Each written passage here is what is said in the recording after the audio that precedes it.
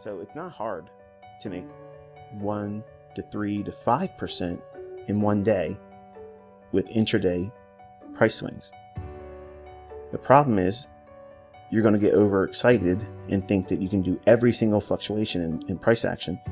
And these types of movements, while they're exciting when you do the math on them and you see the potential, a lot of times people will say, well, 1%, I can't make money with 1%. Man, you can make a lot of money with 1%. Okay. If you can make 1% a day, that's enormous because that compounds over time. And it's not a matter of saying, well, if I make 1% a day and I do that Monday through Friday, that means I made 5% at the end of the week or 20% for the month. Correct? That's what most of you are probably thinking right now. When in fact, you're actually able to get 22% a month because of the effects of compounding. You do 1% per day, trading Monday through Friday, 4 weeks average per month. One could make 22% a month. Now, 22% a month is phenomenal. Like, that's ridiculous rates of return. Professional money managers and fund managers don't try to do that for a whole year. Some of them do anywhere between 12 to 15% a year, and they call that a stellar year. And if they make 20% or more, that's a blockbuster year. And they'll parade around in front of their clients, then see that type of return and bolster their confidence to put more money in. That's usually when they'll say, hey, you want to allocate more money, because they get paid to do that. Well, 1% is, in my opinion, obviously, it's not going to be the case for a new student or a new trader, but in my opinion, 1% every single day is unrealistic. But for a seasoned trader, 1% average per day is really easy. But you're going to have to get the experience to do that. And again, that also equates to the average of 1%. So in other words, if I have one trade a week and I make 5%, that's equivalent to 1% a day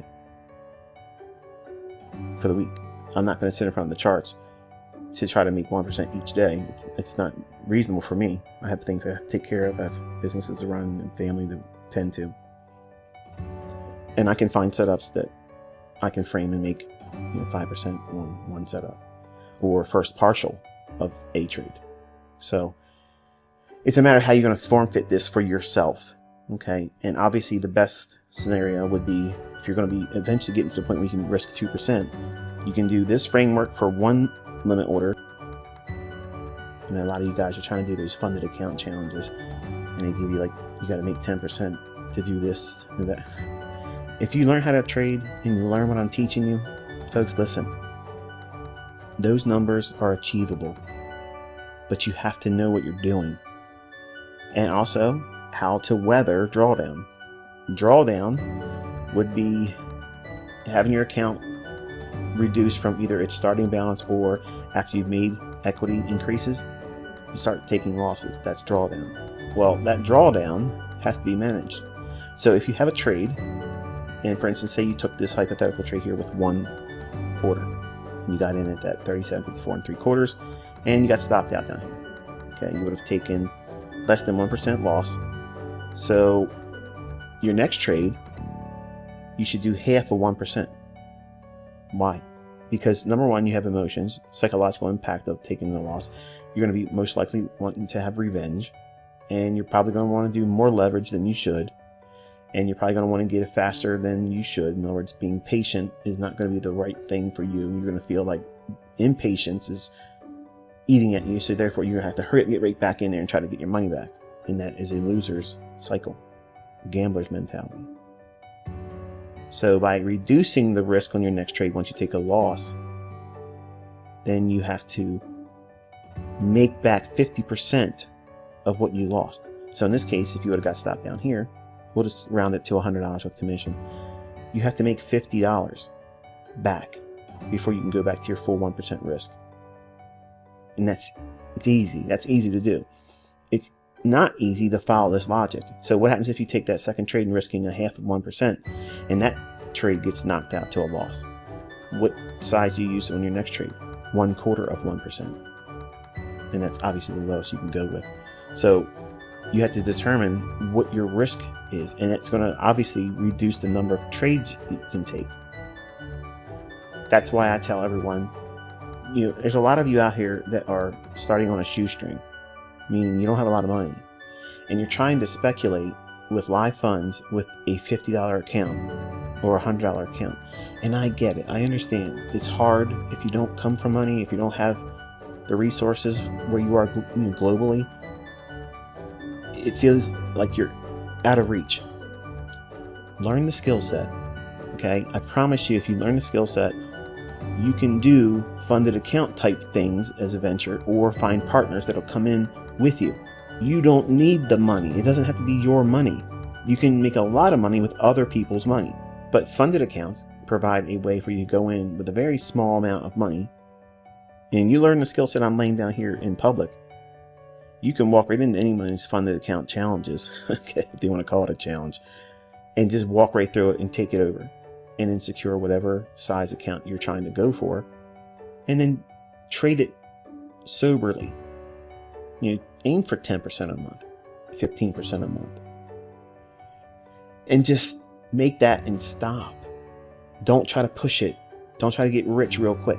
You want that 10 to 15% a month coming into your hands after the split that you do with whatever that account is, you're registered with, whatever funded account company that's helping you find the scratch to get started. But knowing how to manage that drawdown will keep you from going into, obviously, blowing your account. It'll control the equity drawdown. It won't be a sharp, jagged falling off a cliff. It'll be, you run up to new equity highs, then you have a losing trade, which is reasonable. Everybody has a losing trade. You may have a series of losing trades. But if you take a 1% loss, and then you take another loss at half of 1%, and you take another loss at a quarter of 1%, you're only down 1 3/4%. That's not a lot of drawdown. But you've now taken 3 losing consecutive trades.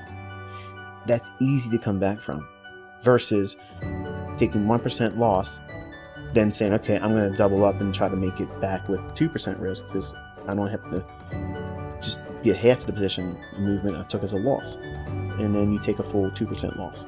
Now you're down 3% on 2 trades. Then you go in again thinking, well, I'm going to do it again with 2%, or worse, you go higher, risking 3% or 4%. And then you just stop, or you move your stop, opening it up with more risk, and then suddenly it's very easy to fall into 10% drawdown. And then it becomes a psychological wrestling match where now you feel embarrassed, you're shamed, you feel like you have to have it back, otherwise you're a failure. When professional money managers, they don't care about being in drawdown. They care about managing their expectations and the discipline that's required to operate and engage. They are not allowed to touch their account when they're highly charged or emotional. So that's all part of risk management. It's not just the numbers game, it's a psychological game too. But you have to manage that and quell that whole desire to get right back to where you were before you took that loss. That feeling comes because you are an infant in this industry. And that's not a knock against you, okay? It's the truth. If you were working with me one-on-one and I was standing in the same room with you, I would say it to your face. You're an infant if you think like that. It's infantile to think that way. It's not a rude comment. It's the facts.